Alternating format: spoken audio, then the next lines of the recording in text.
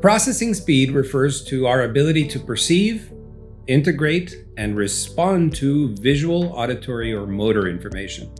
Every single one of us has a unique cognitive profile with strengths and weaknesses. Therefore, our personal and professional environments, as well as our classrooms, contain people mixed with vastly different strengths of processing speed, which are vastly unknown. Yet, they affect how each one of us processes information and even perceives the world. Understanding processing speed can help ourselves understand others and realize the root cause of some behaviors, emotions, or struggles with learning. The speed at which we process information can vary, and it may also change over time with development. Processing speed is one of our 3 processing skills, along with attention and working memory. These skills are interdependent, as you can think of them as parts of a bike that work together. Using this metaphor, processing speed are the pedals, determining how fast or slow the bike can travel. Like with these other skills, if processing speed is being tasked above its ability, this will impact the learner's ability to attend, to hold on to information, or to store it in long-term memory. Processing speed can be divided into inputs and outputs, but it also includes a mediating step called integration. Input speed refers to the amount of time it takes someone to perceive information. Some examples of input speed are a learner's ability to keep up with a conversation, read a set of directions, or look at an equation and identify what is being asked. Integration speed refers to what happens between the perceiving or input and the response or output. In this stage, information is interpreted and sent to working memory or long-term memory. Output speed refers to the amount of time it takes a learner to formulate a response, which might include reacting to a situation, responding to a direction, or making a decision. It is important to note that a learner can be quick with inputs and struggle with outputs, or quick with outputs and struggle with inputs. This person is not necessarily universally fast or slow at processing. Therefore, speed is not necessarily indicative of efficacy of learning or even of intelligence.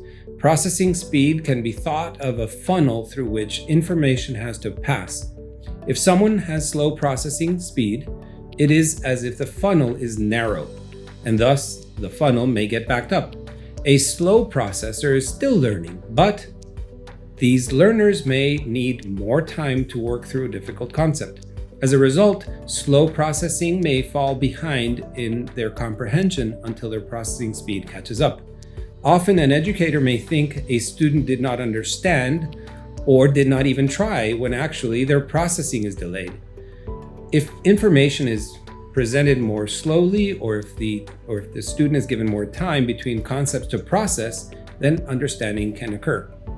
Those with slow processing speed may not always realize how or when these differences are happening to them or impacting them.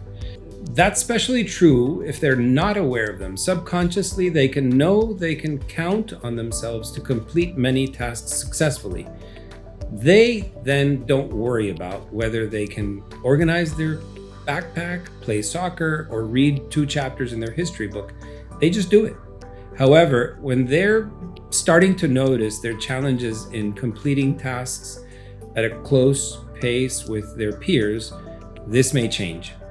Subconsciously, they may now feel like they can't rely on themselves consistently.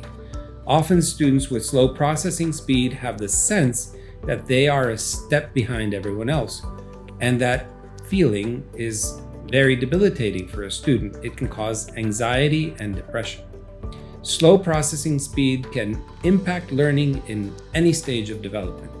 For younger children, processing speed often causes problems when trying to master basics such as reading, writing, and counting.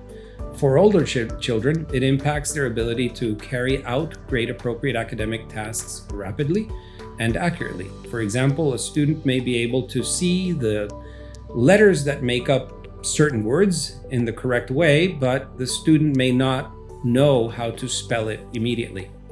Fast processing speed may also cause problems for learners too.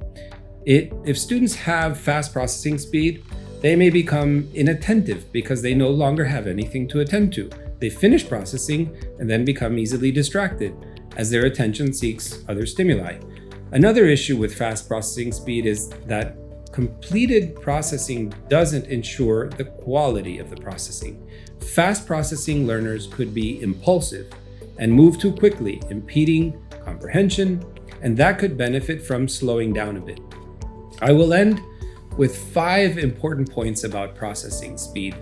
First, you can measure the strength of processing speed. Second, there are accommodations specific to processing speed.